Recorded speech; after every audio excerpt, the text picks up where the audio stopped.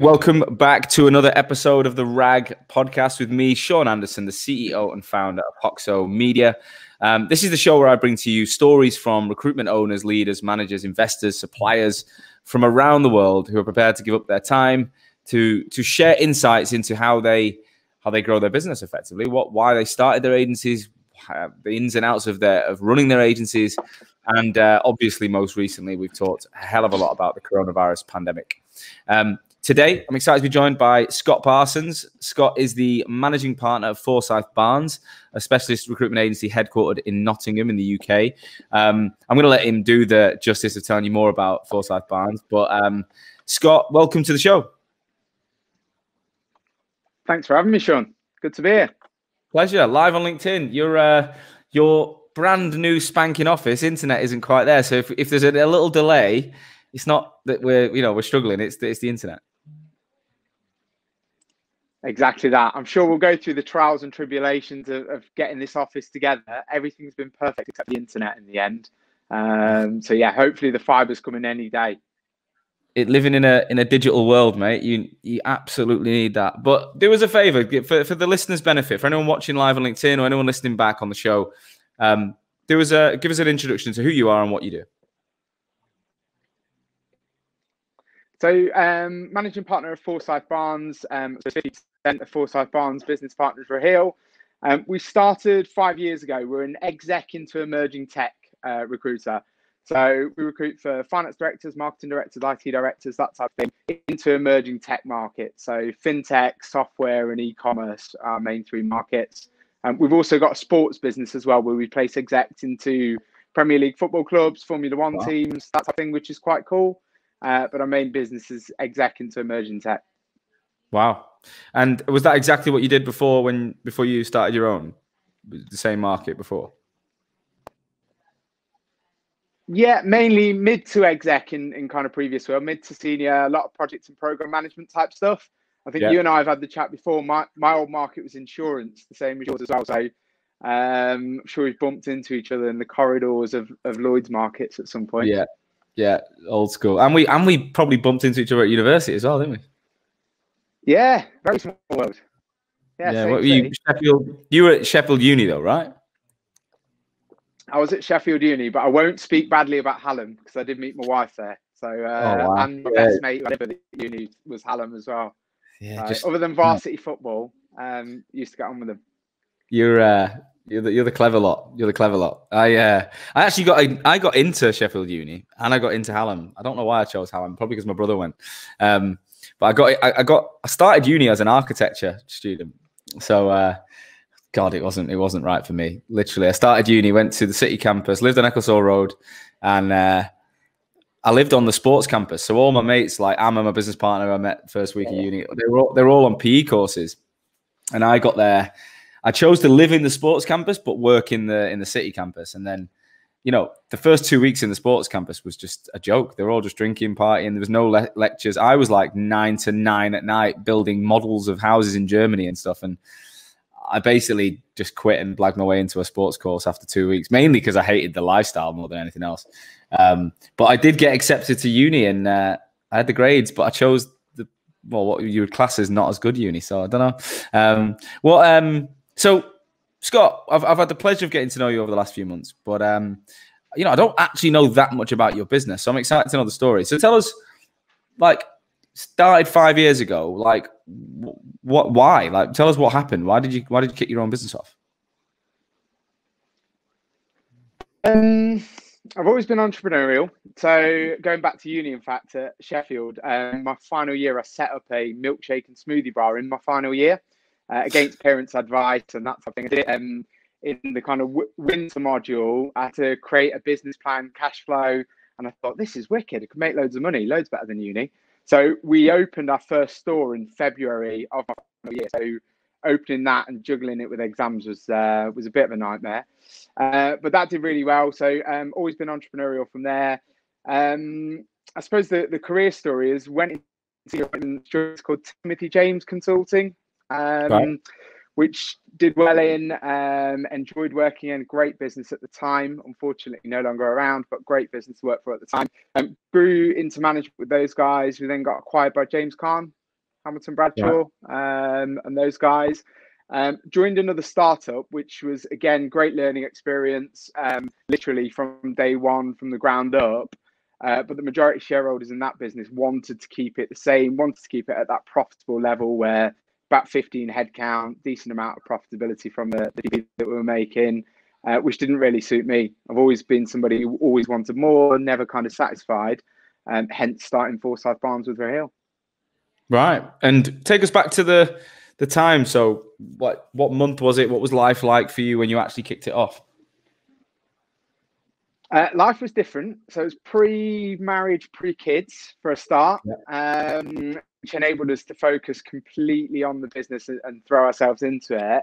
So at the turn of a year. So as it was about this time with kind of thinking, preparing, getting everything ready to do. And then we started January 2016. Threw ourselves into it from there. Two of us, small little office in Shoreditch, your neck of the woods. So yeah, started there and then kind of never looked back.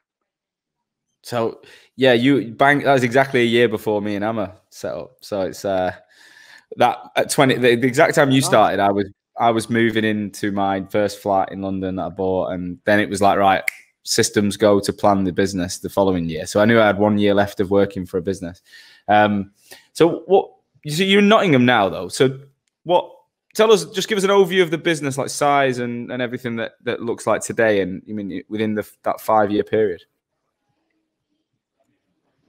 Yeah, sure. So we're 36 people at the minute across London, Nottingham, New York. Started in London, which was our first office. We opened in Nottingham mid 2017. So I've been in Nottingham for 3 years, where I am today. That's where I'm from originally.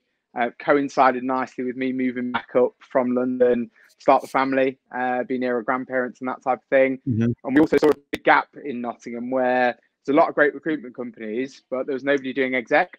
So a lot of companies, Boots, for example, Experian, Cap One, big employers in the area, were having to go down to London, going to Manchester, going to Birmingham when they're in the exec level. So provided a nice opportunity for us there. And then we launched New York start of this year. So great timing with COVID. We were out there in January and February, getting everything sorted, getting everything set up, picked out the WeWork office on Broadway, which is lovely, but not cheap. And then March couldn't go back again. So we've had a team of 4 that do the US market are all doing it remotely still now at the end of the year. They've had a brilliant year, but they just can't be out and do it for real now. Wow. Well, let's get into it. So I think you're having it. What's going on there? You're dropping stuff in the back of your... I've got a dog snoring in the back of my room, and you're breaking things in the back of yours. It's a water bottle. I think this cable's being pulled everywhere to try and get the internet to work a little bit more. Yeah, well, let's just let's keep this stable for now. We don't need anything else going on. So, all right. So I won't go into the detail of the four years or so, but let's go towards the back end of 2019, early this year. Why did you think about going to New York? Like, it sounds amazing, it sounds exciting, but what was going on in the business that made you think, let's have a third office? Few reasons, really. We'd seen part of the IRC as kind of a networking group and seen quite a few businesses really smash it out there and do some amazing things in America. Raheel had worked for Lawrence Harvey previously, who we really rate as a business as well. Seen them do some really, really good things in America. Also coupled with the fact that one of our senior managers has got a burning desire to move out to New York, big ambition to move out to New York and launch an office there. And we want to back him to do it. So always wanted to back our people when we started the business. And the way that we're looking at it is we'd rather him do it with us than do it with somebody else. He's a great guy, knows our culture inside out, been a top biller, manager than our culture. So completely backing him to go and do it. As well as the fact that our sports business was really taking off around that time. We'd made a couple of big placements with NFL franchises and NBA franchises that were starting to say, it'd be great if you guys had a presence and had an office out here. So all tied in nicely with that. Just COVID was the only thing that got in the way slightly, but it's still going well. So how complex is it to launch an entity in the US? We've had a lot of help, is the good part. So our non-exec finance director, a lady called Poonam. She was the finance director for Spencer Ogden when they launched. So I've been leaning on her heavily to kind of get things set up and everything, subsidiaries set up that are part of the group and have it ticking our EMI share structure for the current guys. There's loads of complex things to think about. But initially, we got a lot of help on just tax advice and doing perm out there. We use PGC to run all of our contractors out there as well. They've been wicked. Just using the right partners, really. How long did that take, that process from thinking we'll do it to having people on the ground? Not that long. Period of probably 6 weeks to get to the point where we could do business and we could operate as we wanted to. We're still working out the finer points now, 12 months later. But enough to have a business and to be able to trade out there. We managed to turn it around relatively quick in the grand scheme of things. So you fly back from New York, excited, end of February 2020. Yeah. What was going through your mind going into your into your fourth full year? Yeah, into your fourth full year. Was it? Yeah. So what was going through your mind? Like what plans did you have? Like, you know, I know you've been investing in the office in Nottingham, but what was like the vision for this year back then? That's how it's turned out. So excitement, ambition, drive. We knew at the end of 2019, we'd made a few of the startup mistakes. We'd had a good journey to get to the point that we're at. But by the end of 2019, we had a stable management team in place that were all homegrown. So every one of our sales managers started as a consultant or a senior consultant and then has worked their way up. So we knew we had the platform. We knew we had the L&D onboarding framework to really invest in our people to go into hypergrowth and really start growing. And similar, I suppose, kind of March, April, May set us back a little bit, as I think it did everyone. But we've recovered well. So we had also Q3. We've had a really strong Q4 so far. So we are 8th of December now, and we should, by the end of this week, we should hit our original pre-COVID targets for the year. Which we were talking, being completely honest, March, April, we were talking about writing off, revising them, coming up with something new. And Raheel, more than me, so hats off to him, was saying to the whole sales manager team, we're not going to be affected by external circumstances. We're going to put a positive spin on this, positive frame of mind, find the clients that are still hiring and attack this positively rather than going on the defensive. And that's what we've done. We've definitely come out stronger over the course of the year. More revenue, more contractors, more GP, bigger offices, and ready to go again for 2021. Wow! So you're almost like you've almost been COVID proof. I mean, I remember my I wouldn't say that much. business. Well, my business we had our 3rd year anniversary on, I think it was 4th of March, and we got together and we did we had a big presentation. We talked about the targets. We had this number that we wanted to hit, both client base and revenue. We took everyone out for we went for lunch and we did these activities and games and drinks, and it was awesome. And I don't think I saw some of the team ever again. As in they still work for me, but we've never got together. We've not met up since. And it is, I mean, we didn't revise the target, but we had no chance of hitting what we originally thought. There was absolutely no chance, but we did bounce through it. So it wasn't as bad as we first thought. But take us back then. So what was it like at the very beginning once the news started to come out about COVID for you? Bearing in mind, you've got 3 different offices, some that are brand new. Is your partner in London? You're in Nottingham? Is that how you split it up, or? Yeah, spot on. So yeah, he's mainly London based, or he's Milton Keynes, so it goes between the two. And me mainly Nottingham. It was weird. So throughout March, we saw, as part of the networking groups we were part of, we saw a lot of companies that were saying, oh, we've been hit by this, and this client's pulled the plug here, and this client's pulled the plug there. Yeah, March for us was a relatively decent month, and things were moving along nicely until there was a 3-day period at the end of March where it seemed the world was ending, where we had one of our clients with about 12 contractors on site, pulled all the 12 contractors straight away overnight. We had another client of ours who I won't name, but a huge e-commerce brand with global offices telling us they couldn't pay their invoices. And there's a decent amount of contractors on site with them. So they owed us about 150, 160K. I said, we can't pay it until August. This is at the end of March. And And then we have one of our biggest perm clients, which is on an RPO basis. And they said, we need to ice everything. Our investors have pulled the plug. We need to ice everything on the contract as well. And that all happened within a 48 to 72 hour period. So it went from what's this thing that that's just rocking everyone's world, it's not really affected us, to tipping upside down. Scott, let's just go back to that one like that the retailer that says they're not going to pay you £160,000 till August. Had you already paid the contractors, or was that due to come out of your bank? No, already paid the contractors. I spoke to our kind of outsourced FD at the time, and she said, I did tell you about credit insurance, which we'd not taken. So no insurance or anything like that on it. The good news is they still paid in the end. We got hold of the right decision makers and they still managed to pay. But at the time, it felt like the whole world was dropping out around.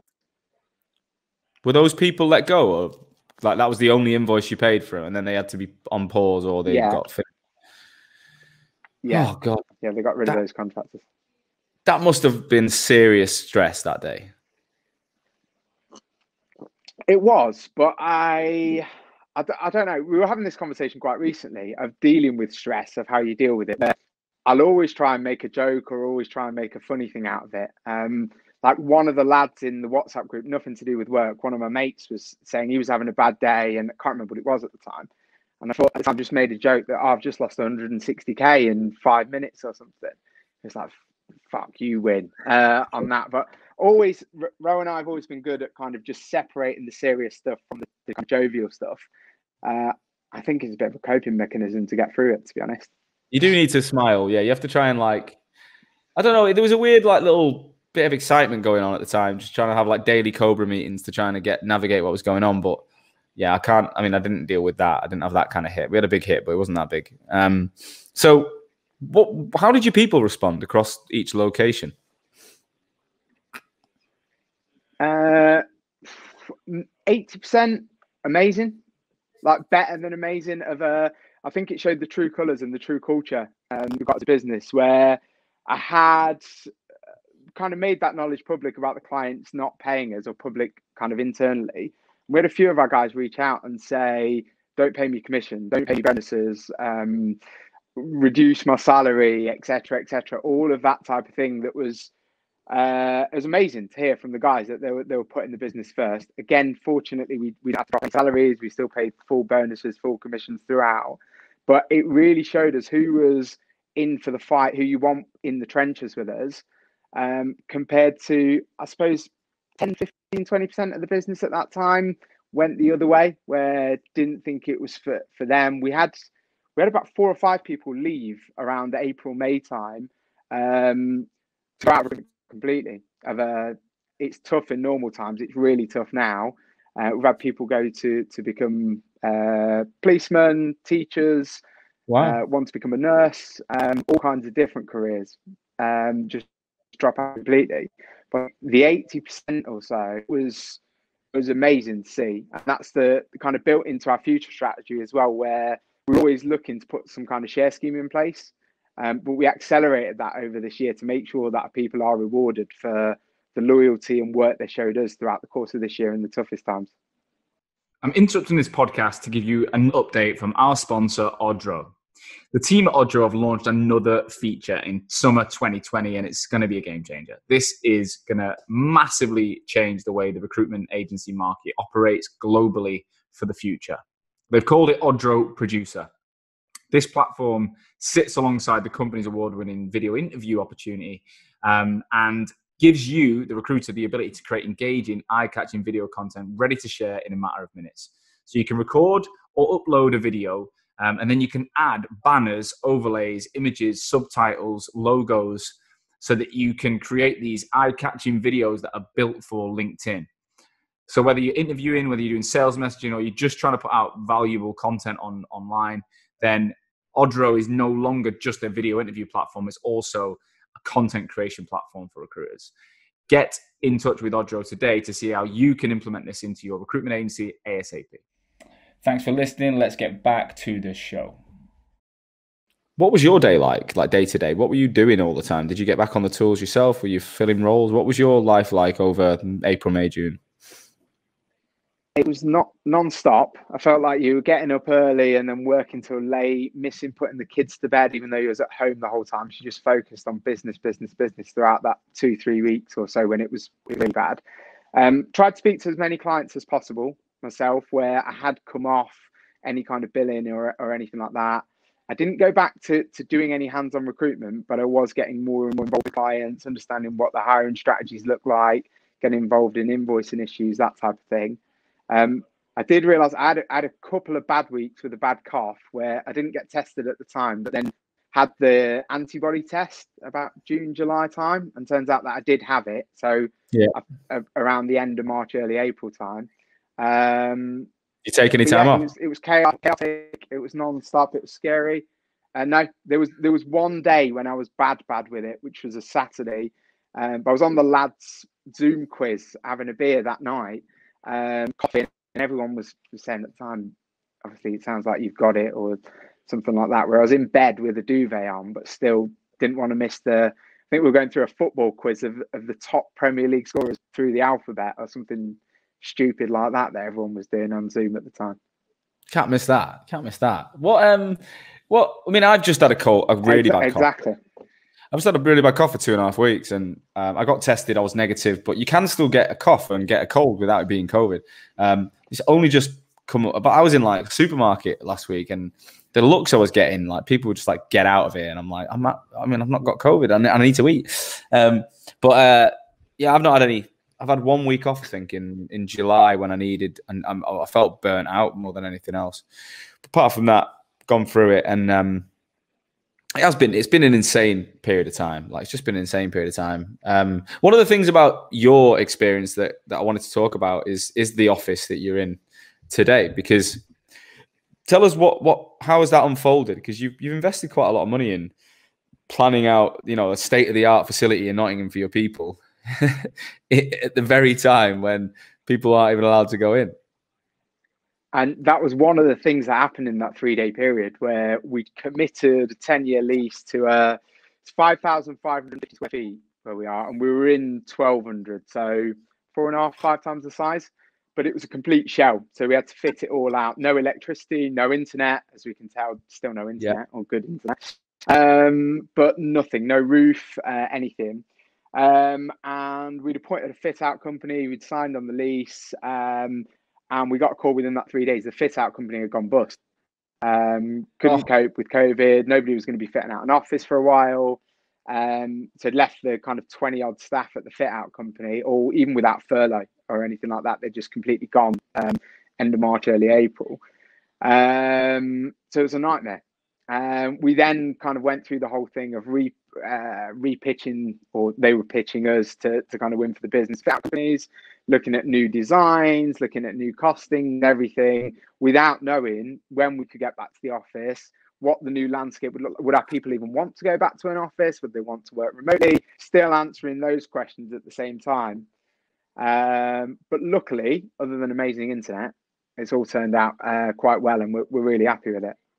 So, but to take a 10-year lease, like now, most people would be thinking you're a lunatic. Like, that is not like the done thing, right? I don't think many people will do that again. I think people will be, they'll want to flex. I did the opposite. So I handed my notice in on the end of March, early April, and we've just moved out end of November. So we don't have an office. Hoxo is homeless now. We've got, next year we're going to open up in some form of WeWork facility where it's co-working around the country, potentially around the world.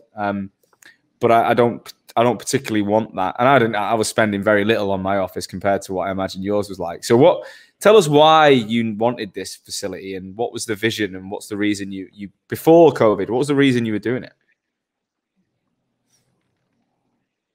Yeah, reason before COVID is we saw the opportunity to grow in Nottingham. I think most people know London's a very competitive market to get good recruiters, as I think a lot of people have said on this show. Nottingham, we offer something unique and we offer something different. So there's a lot of good recruiters in Nottingham, but what they don't see, our average fee is about 10 times what the average is in the area, with stronger commission, incentives, and everything else comes with it. So we can attract some really, really good talent around here. And we still recruit in Nottingham on, I say a global basis, across Europe from Nottingham rather than just in Nottingham itself. So there's some good fees, there's some good clients, it's a good place to travel from, with it being bang in the centre of the UK. So it's a good, mainly for talent and attraction of our own people, to really grow the teams out here. But then I suppose that March, April period, we started speaking to all of our guys and girls to say, how are they coping? No, it's early days, but what do they see the future looking like? Will they still want to come into an office? Will they want to work from home? And again, I suppose contrary to a lot of the market, most of the people were saying, or even 80, 90% of our people were saying, we want to be back in, we want to be with our friends, we're going mad in an office by yourself. It's good to be celebrating successes together, but the biggest thing that I think most of our people missed is when you have that really shit call and you're on the floor and really gutted about something, is somebody saying something, a bit of banter, a joke or something like that to pick you back up.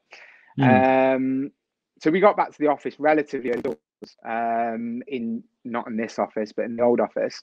And I think it really helps us have a really good year. And same again, we're still putting out the surveys to all of the team. We've still got some working from home, some doing a mixture, some that are in. But the overwhelming consensus is most people want to be in. Okay, so what was the numbers in Nottingham at the beginning of the year when you were looking at investing? Because you've took a 5 times sized office. So how many people did you have, and what's the vision for that space? Yeah, we were 18, 19 in Nottingham at the start of the year, and we're about the same now in terms of people. We've got 4 more that are joining at the start of Jan and the latest onboarding. But the office at the minute we set up for 48 with plenty of room for social distancing. But the whole space will provide room for just under 100. Wow! To get in, wow. So plenty of space to grow and get some good people in. Wow! And what's in that office? Like, how have you kitted it out? I know you can't really take us around because we will definitely lose the internet. So talk us through, what have you actually planned out? What have you built in there? We'll lose internet, and I was desperate to show you around. I put you on the iPad rather than the laptop so that I could show you around.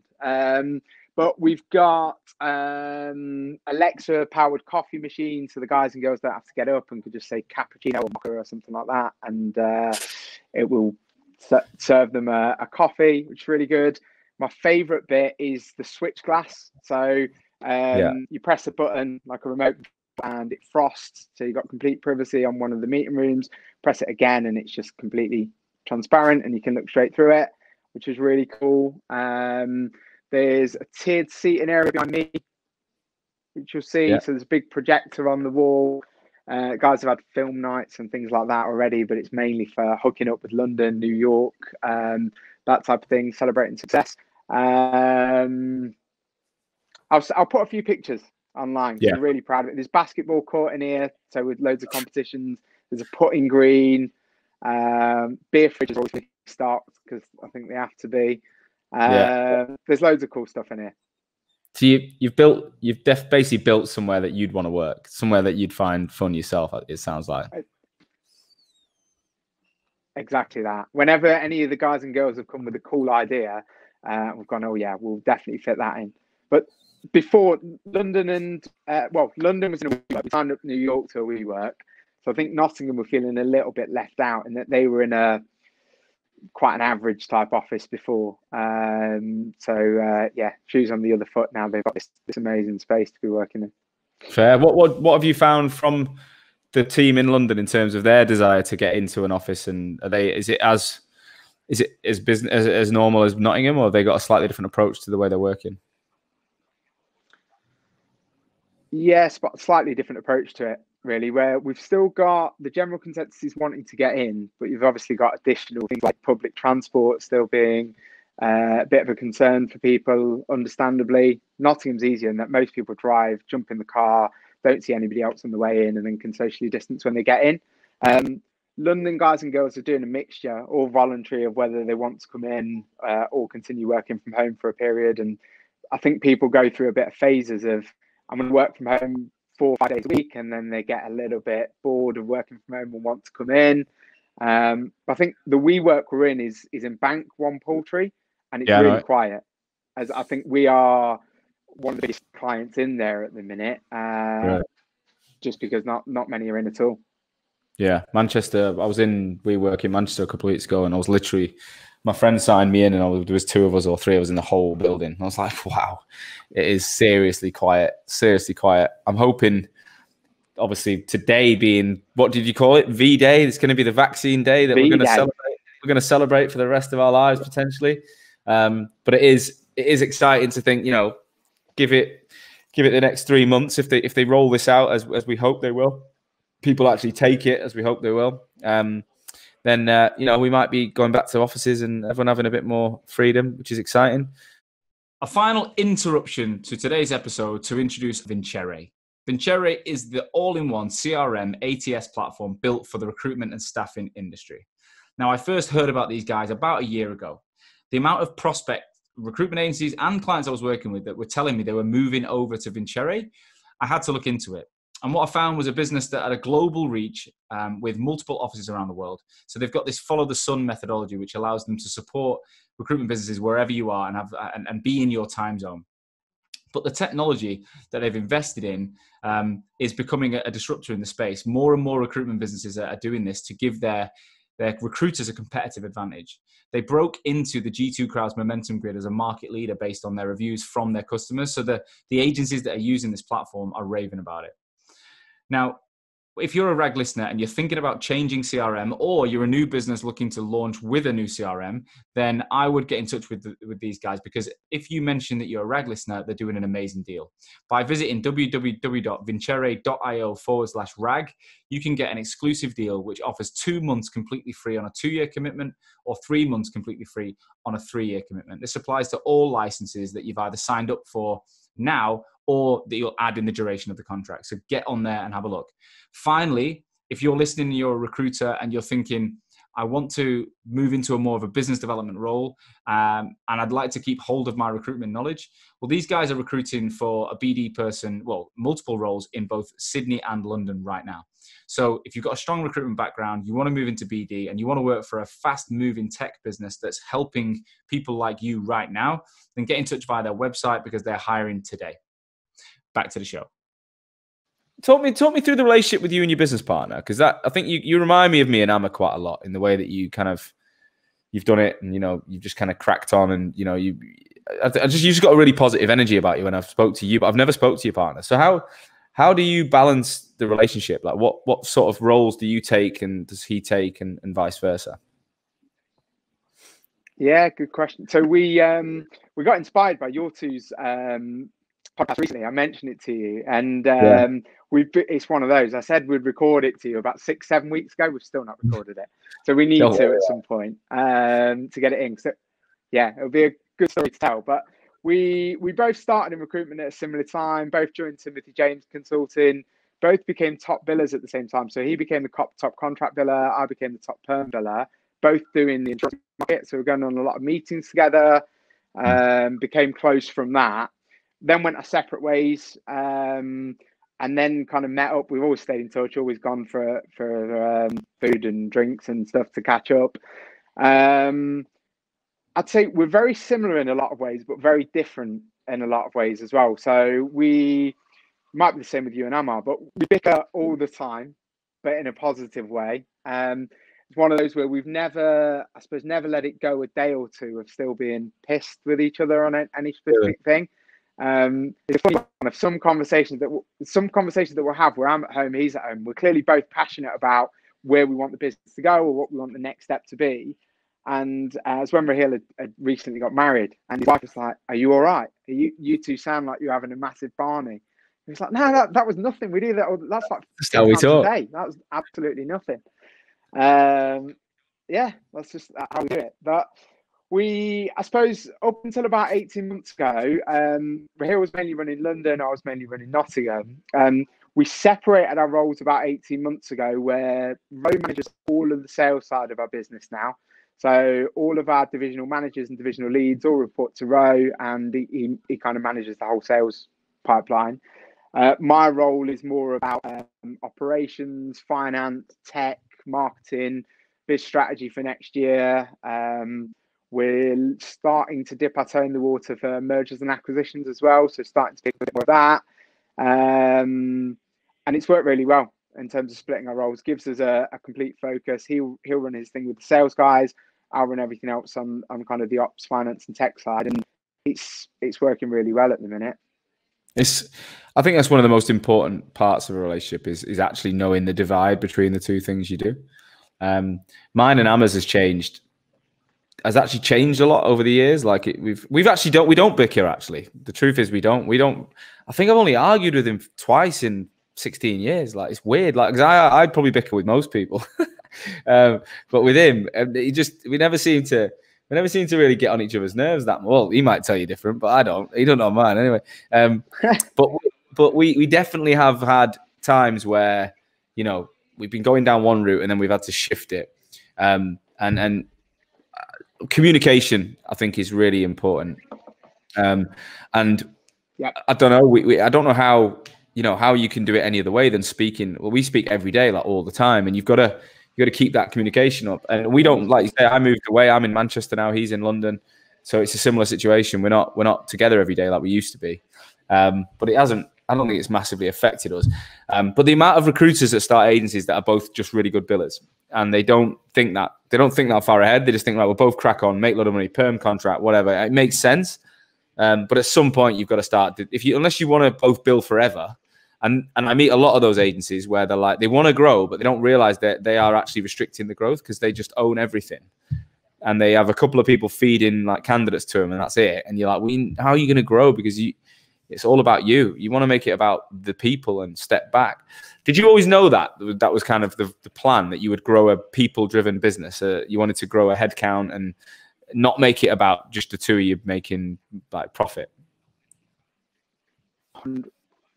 Yeah, 100%. We were both at the stage kind of before Forsyth Barnes where we were both getting into, neither of us had become non-billing managers. We were both billing managers at the time, but we were getting to the kind of team sizes where you're billing less and less and more reliant on repeat business from your existing clients whilst trading and getting the other ones up. But we both had an ambition to be focused on growth, and we knew early doors that that's not going to be from us billing or client relationships to be dependent on us or anything like that. So we wanted to mentor and train the guys to get up to speed as quickly as possible. We're both still ultra competitive, but like to see the success of the team. But there's things in the team that make us proud, and then a little bit at the same time, because I had one the other day with one of our billing managers in Notts where he said, "What was your biggest fee again?" I said, "You know what my biggest fee was before." Yeah. And he said, "Oh, he'd just done one that was actually double what my biggest was." And he went, "Oh, that's cute." And I thought, I'm so clenching my fist, but thinking, I'm so proud of you. Yeah. Well done. I'm so happy. Yeah. Do you know what? In my last role in recruitment, I'd say that's the one thing I loved about the business. The team, like the managers were so behind you. Like, you know, if you did a deal, they were right next to you, shaking your hand, like first thing over. You never felt like the owners, I don't know, they were never like ungrateful or competing with you. But I can see why when you're a natural salesperson, you can feel a little bit like, oh, really? You doubled what I can do? Christ.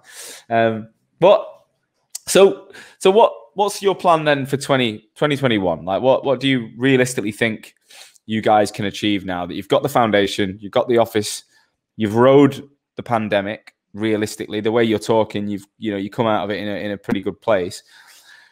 What does next year look like? What's the plan? Yeah, so we've got a few ambitions for next year. So headcount wise, we want to get to 55 people, which is ambitious, but we think we've got the platform, positive news about V-Day that we mentioned earlier and everything like that coming out of the way to focus on that. We've got a couple of new business products that we're taking to market where we've launched a consultancy to go off the back of placing contractors where we can pitch and look to win more consultancy-led projects where we're actually delivering and trying to compete with the likes of PwC, KPMG, those type of businesses, rather than just recruiting for the odd role on a project. And then our third one is Purpose, where Purpose is kind of our RPO light business, where we partner with fast-growing tech businesses to not just take care of their exec level hires and place 3-4 people with them a year, but look to outsource all of their recruitment to us as they kind of grow into the business. So they're the big things we're taking to market, as well as launching the US market fully with actually being out there. It's an exciting year, and we've got plenty that we want to achieve in 2021. Have you got plans to get back over to the US when the market's or when everything opens up? Oh, 100%. So we set the guys targets to go out on trips and things like that. We've still got Dubai in the bank because our top performers trip, we were due to go the 22nd of March this year, which was always locked us down. So right up until that week, Emirates were still flying. So we're like, do we go? Do we not go? But for the US, we'll be out there as soon as we're physically able. Samir is kind of leading that for us, sent us the article to say business exemptions if we're creating over 50 jobs. Can we go out there? Can we go out there? I'm sure we'll be able to get 50 jobs on if we go out there for a week. Yeah, as soon as we're able, we'll be out there. It's just, I actually feel like 2021 is the most exciting year ever now. Like, it's like, you know, when you've been put through what we've been put, providing it goes the way we expect or hope. I mean, imagine a new coronavirus comes out completely different. Let's just, it's like a sequel. Let's not even have that joke. But you know, it's going to be a year of people working hard. It's going to be a year of people having fun, people feeling like they've got their vitality back, their freedom back. It's bloody exciting, I think. What I wanted to talk to you about as well is, you know, we're similar age to me. You've got kids. You've got you know, you've got a wife. You've got a life outside of work. Like, what's the hardest thing about that? Like, what do you find the most difficult about trying to be this fast, and you are a fast growing recruitment owner, but also being a good father, a good husband, you know, all the rest of it? My wife keeps me in check, for one. So if I am working too much or working too hard, she'll come down on me straight away to make sure that I'm spending plenty of time with her and the boys. I think it's all about balance and planning, and by no means am I confessing to having it perfect. I don't think anybody does by any stretch. But the thing that I've learned more over the last 4.5 years, I started the business as an absolute control freak, wanted to be in every detail of every deal. Of if I'm not hearing that bit of information or that bit of information, the candidate's going to drop or the client's going to drop or anything like that. It's just more about trusting the guys. And if things do mess up, they'll learn just as we learned, and they'll develop just as we developed by the mistakes as much as anything, as well as weekend time. So I work Monday to Friday throughout the week. I will get off at a good time to make sure that I put the kids to bed and see them before the end of the night, and then I'll pick the laptop back up late hours. I get most of my best work done 9:30, 10 until midnight when the wife and the kids are in bed. Yeah, but then weekend time is completely devoted to the kids, and the other half, where I won't pick up the laptop or anything. I'll completely focus on them. Yeah, the weekend times I'll completely focus on them, as well as seeing them in the morning and evenings and things throughout the week. And it works for us.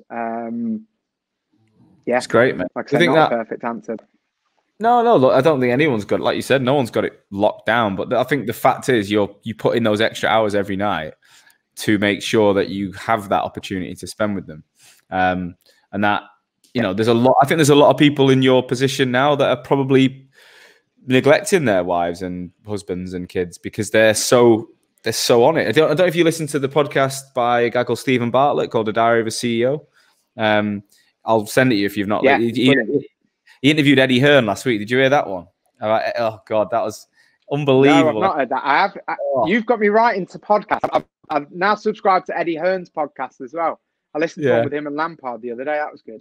Yeah. Well, he references that a lot in the show, but Stephen Bartlett is a CEO and founder of. He's just left Social Chain, one of my biggest inspirations, to be honest. And he, you know, he's asking Eddie Hearn about his life and his kids and how the hell does he keep it going. And Eddie's so fucking honest about it. Like, you know, he's like, he says his business is actually more important probably than his family. Like he you know, you want to see your kids every night, but actually it's just not gonna happen. Like, he's absolutely ruthless with it.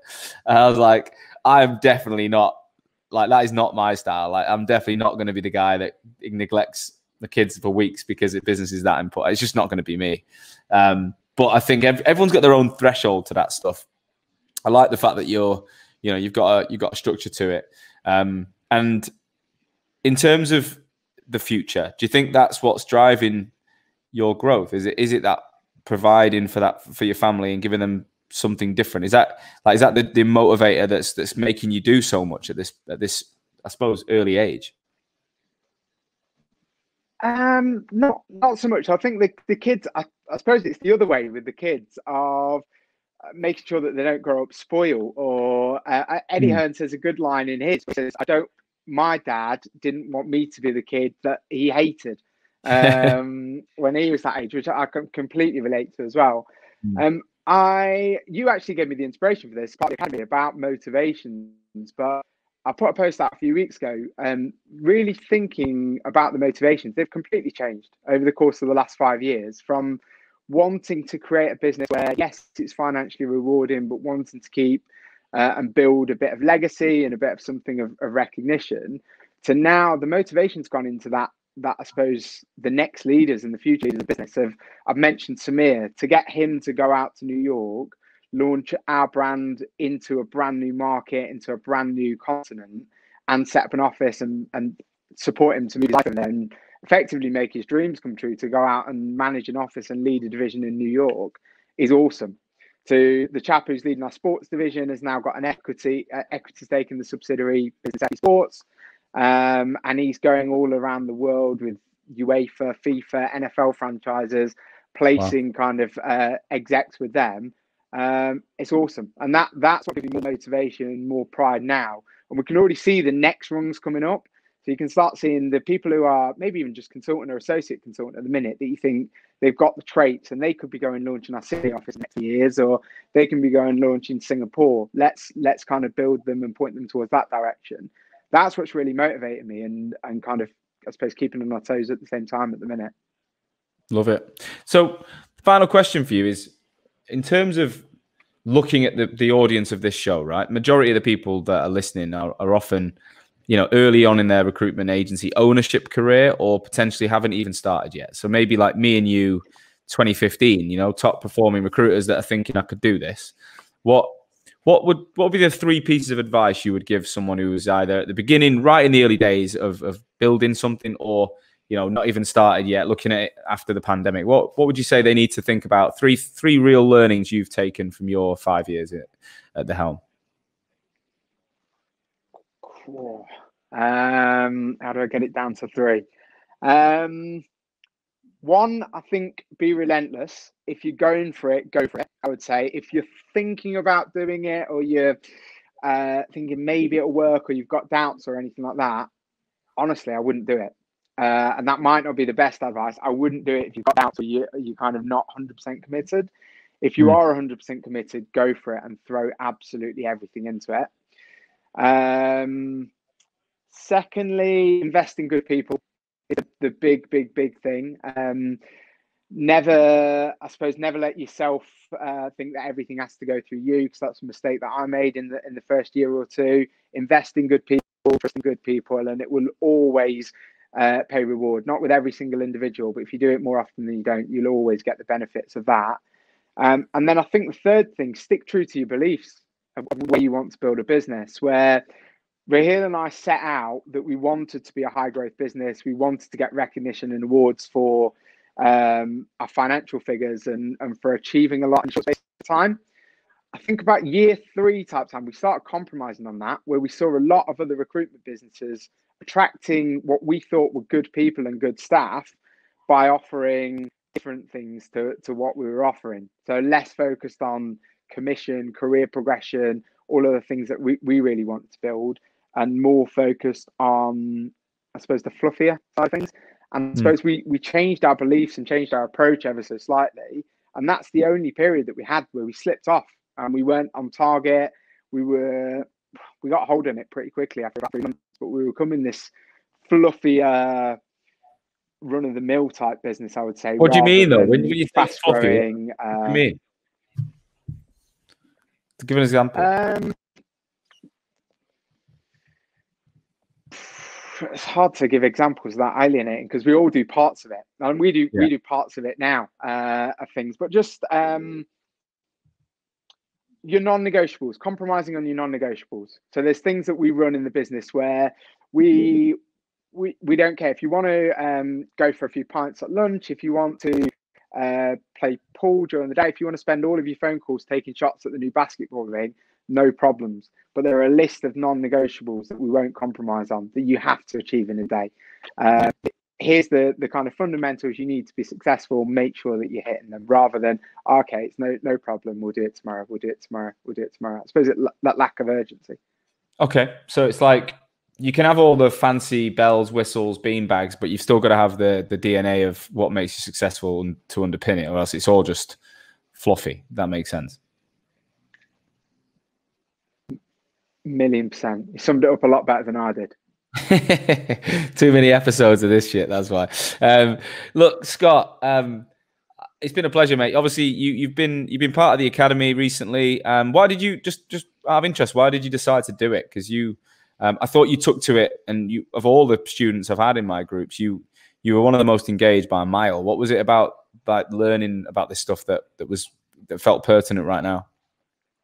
So I'd seen you guys from afar for a little while, and the thing that really got me interested in it, I said it was part of a couple of networking groups. Somebody in one of the networking groups said, just been on the Hoxo Academy, and it was as if the message really spoke to me. It said, I've got a 2,600% increase in views on my LI profile. I've got 142% engagement, and we've just won a piece of business worth X off the back of it. And I'd always seen you guys' material and listened to the podcast, but thought we've built a good business without any marketing at all, to be honest. Our marketing's been weak and has been poor. So I've been a little bit of a, do we really need it? Things are going well as it is. But then having seen that, and I thought, give it a try. And similar to the things that I was saying earlier, if you're going to do something, throw yourself into it. So threw myself into that course, give it everything. I've ran a few of the sessions out with a few of our guys as well and said exactly the same to them. If you're umming and ahhing about it, don't bother. But the ones who are really serious, give me X amount of weeks to kind of throw yourself into it. If you don't see the results by the end, at least you know you've given it a try. If you do see results, as I saw massive results, as you know, from being on your academy, amazing. We've not lost anything. We've still got great business built on great sales processes, but we're now adding another string to our bow with better marketing and better engagement with our customers. 100%. I mean, I do not subscribe to the fact that, you know, this stuff is all you need, but if you add it on top to the foundations you've learned through your career, like you're onto something successful. You know, it's a really unique blend, being able to win business the old way, but also adding the leads and the reach and the engagement in the new way. It's great. So I loved having you on board, mate. It's been great getting to know you through that. And look, if anyone does listen to this show, and I expect, you know, despite we've had a little bit of interruption on the sound and stuff, but we've understood everything you've said. There might be quite a lot of people that would like to just find out more, because, you know, I think what you're doing in the period of time you're doing it, 35, 40 people looking to get to 55, you know, you want to watch in this space. Really high fees, really, really sexy businesses you're working with, you know, NBA, NFL, all of that. Are you open to having a chat with any other owners that just wanted to pick your brains on the way you've done things? Yeah, 100%. Contact me on LinkedIn, drop me a message. I've reached out to a few of your guests before and picked their brains for advice as well. So yeah, more than happy to help anyone. Well, that's awesome to hear, mate. And what I will definitely want to do is interview you again next year when the internet's better, and B, I want to see how 2021 pans out, and if you get to that 55 people, I want to find out more. So thanks, mate. Thanks for giving us your time. No, I appreciate it. Thanks for having me on. Awesome. Guys, thank you so much for listening live on LinkedIn. Thank you so much for listening back on YouTube, on the podcast store. If you are listening, you've enjoyed Scott's story, do me a favor, share it with another recruiter, another owner that you know. As I've said throughout the whole time I've had this podcast, I believe that this industry, we're only ever going to improve faster if we take the best bits of what everyone else is doing. And, you know, Scott's one to watch. He's got some amazing amazing plans for the future. And look, it's great that he's prepared to tell his story. And I'm sure this is going to help more people than just you as you listen to it today. I'm going to be back on Thursday. I'm at 8 a.m. on LinkedIn Live, 7 p.m. Australian Eastern Time, with my co-host on a Thursday, Pete Watson, the founder of Mint Rec to Rec in Australia. We're interviewing a guy who is the MD of a Bluefin Resources, Paul Donovan. Looking forward to that. I've never met him, so it's the first time I've ever recorded a podcast with someone I've never spoken to before, but Pete does know him and vouches for him. But a very, very well-known and highly regarded business in Australia, so I'm excited about that. If you're listening, please get to us on, so it's the 10th of December, 8 a.m. UK time, 7 p.m. Australian Eastern on LinkedIn Live, and it'll be on the podcast store 24 hours later. I'll be back again on Thursday. In the meantime, you stay safe, and we'll see you soon.